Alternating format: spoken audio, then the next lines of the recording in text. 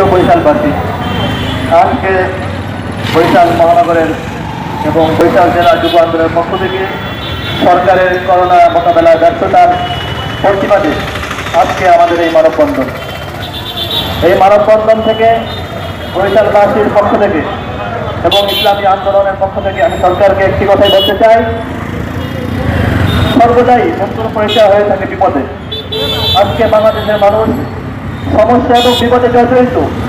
এই মুহূর্তে যদি আপনার কর্মসূচি, আপনার পদক্ষেপ সরকারের হিতে না আসে, তাহলে বোঝা যাবে আপনি সরকার, আপনি দেশ ও জনগণের বন্ধু নয়, তাদের প্রকৃত শত্রু আপনি। আজকে আমরা দেখতে পাচ্ছি আমাদের গরিব দুঃখী মানুষরা যখন বিভিন্ন অসুখ ব্যাধি নিয়ে সরকারি হসপিটালে যাচ্ছে, তারা সুচিকিৎসা পাচ্ছে না, বিভিন্ন ধরনের মাধ্যমে তারা প্রচারিত আছে। এটা কখনোই একটি গণতান্ত্রিক রাষ্ট্রে কাম্য নয়। তো আমি সরকারকে স্পষ্ট ভাষায় বলতে চাই, আপনি দুর্নীতি চূড়ান্ত পর্যায়ে উপনীত হয়েছেন।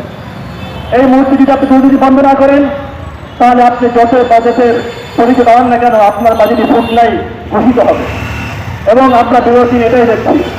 আমি সরকারের যথার্থ আহ্বান জানাবো, মানুষের ক্ষেত্রের পরিচয় না দিয়ে এবং গণতন্ত্রের বিপরীতে গিয়ে আপনি কখনোই সফলতা অর্জন করতে পারবেন না, দেশ ও মানুষের আস্থা অর্জন করতে পারবেন না।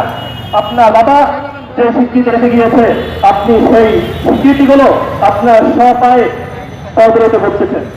এরা কখনোই দেশের এবং জনগণের বন্ধুত্বের পরিচয় নয়। আজকে আমার গরিব মেহনতি মানুষগুলো চিকিৎসা পাচ্ছে না, তারা অনাহারে অর্থাহারে রোডে ঘাটে ঘুরে বেড়াচ্ছে, আর আপনি লকডাউন দিয়ে রেখে দিয়েছেন। লকডাউন কখনোই এই মোকাবেলার সঠিক পদক্ষেপ নয়। যদি সঠিক পদক্ষেপ হতো, তাহলে এত লকডাউন দেওয়ার পরেও আমাদের এই করোনা পরিস্থিতি নিয়ন্ত্রণে চলে আসতো। আপনার এই লকডাউন সঠিক পদক্ষেপ নয়। এই কারণেই আমরা স্পষ্ট এবং সামাজিক ভাবে লক্ষ্য করে দেখতে পাই যে আমাদের নিয়ন্ত্রণ হচ্ছে না, দিন যেগুলো বৃদ্ধি পাচ্ছে। তো আমি আপনি সকলকেই দেশ বন্ধ সরকারের বিরুদ্ধে আহ্বান জানাবো, এই বিপদ মোকাবেলায় আমরা দ্রুত নয়, আমরা আন্তরিকতার সাথে সবাই স্বীকার করে আল্লাহর পথে ফিরে আসবো এবং দেশ ও জনগণের বন্ধুত্বের পরিচয় দেবো, শত্রু নয়।